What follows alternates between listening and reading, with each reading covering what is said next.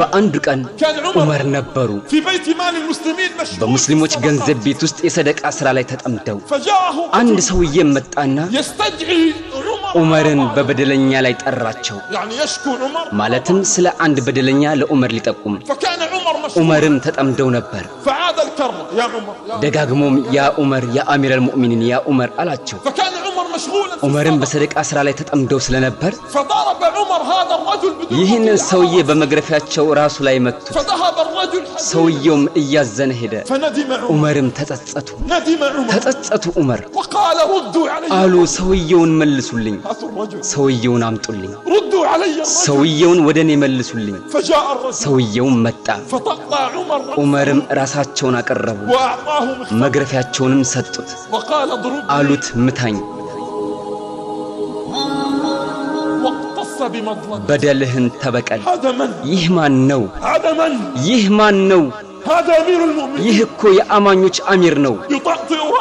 راسون لسويو يسأل يقول اضربني متاني ميلال فقال الرجل لا والله لا سويوم على الله أملاله أنت عمر على دركم ولكنني أتركها لي ناقر قلك يا ماك أن أتوتهالو تخيل معي أسوسكي كنيقار رجل يقف عند سويي يقومال أمام أمير المؤمنين يا أمانيوش أمير فيت وأمام من؟ بمان فيت أمام عمر فيت ويقول يا عمر أتركوا مظلمتي هذه يلالم أنت عمر بدلين كأنت زند توالله بك يا ماك ألا موسد هل ستفتح السجون على እስር ቤቶች በሰፊው ይከፈታሉን هل ستجهز لهذا الرجل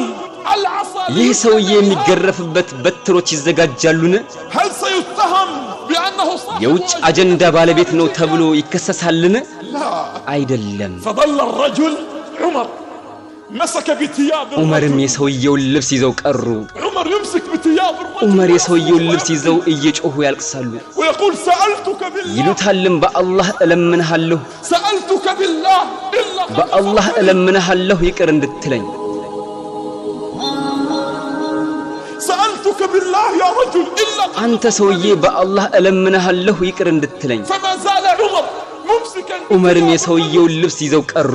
حتى قال الرجل ሰውየው እስከሚል ድረስ قد غفرت لك يا عمر አንተ ዑመር ይቅር ብያለሁ አንተ ዑመር ይቅር ብያለሁ ثم بكى عمر ከዚያም ዑመር አለቀሱና አሉ إيهن يا ابن ወይ ጉድህ የኢብኑ الخطاب إيهن يا عمر ወይ ጉድህ ያ ዑመር لقد كنت أدل ከሁሉም ሰዎች ዝቅተኛው ነበርክ فأعزك الله አላህ አከበረህ وكنت أوضع ከሁሉም ሰዎች የማትከበረው ነበርክ فرفعك الله አላህ ከፍ አደረገህ وكنت أضل ከሁሉም ሰዎች የተሳሳትክ ነበርክ فهداك الله አላህ መራህ فلما جعلك الله አላህም በሰዎች ላይ ገዢ ባደረገህ ጊዜ يأتيك المظلوم ተበዳይ ተማጸነህ ይመጣል فتضربه على አንተ ደግሞ ራሱ ላይ ትመተዋለህ ماذا ستقول لربك يوم አንተ ዑመር በቂያማ ቀን ለጌታህ ምን ትላለህ ماذا ستقول لربك يوم አንተ ዑመር በቂያማ ቀን ለጌታህ ምን ትላለህ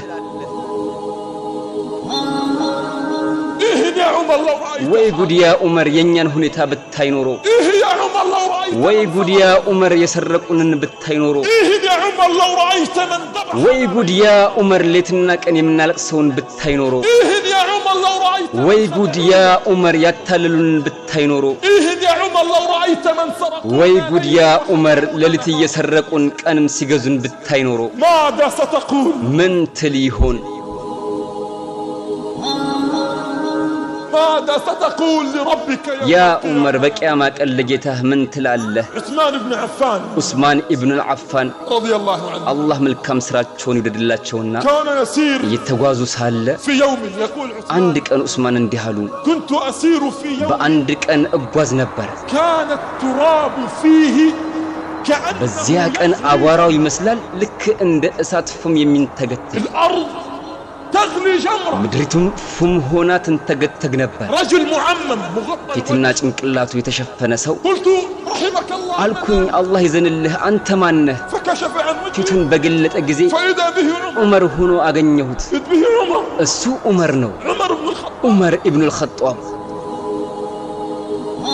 قال عثمان ዑስማን እንዲህ አሉ يا عمر አንተ ዑመር ماذا تصنع في هذا በዚህ ሙቀት ውስጥ ምን እያደረኩ ነው فقال عمر ዑመርም አሉ አንተ ዑስማን إن إبلين ሁለት ግመሎች من إبل الصدقة ከሰደቃ ግመሎች ውስጥ አመለጡ فخشيت أن እንዳይጠፉ ብዬም ፈራሁ فقال فقال عثمان ዑስማንም አሉ يا عمر አንተ ዑመር اجلس في الظل ጥላ ውስጥ ተቀመጡ فأجعل عبد ከባሮቼ አንዱን አደርጋለሁ يأتي ሁለት بالإبلين ግመሎችን እንዲያመጣ فغضب عمر ዑመርን በመቆጣት وقال يا عثمان አሉ አንተ ዑስማን هل عبدك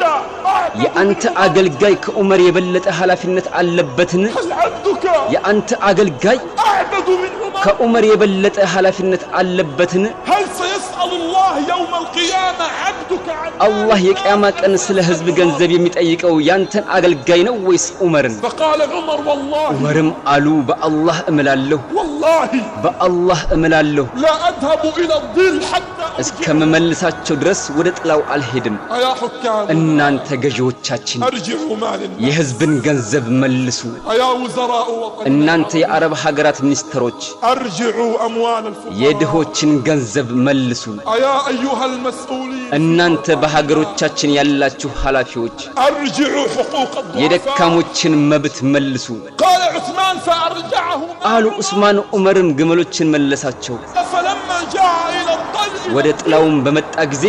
وقع على الأرض من شدة ከጽኑ ድካም የተነሳ መሬት ላይ ወደቀ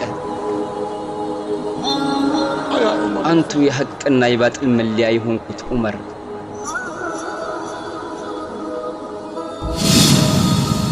አኺራ ቲዩብ እስላማዊ ቻናል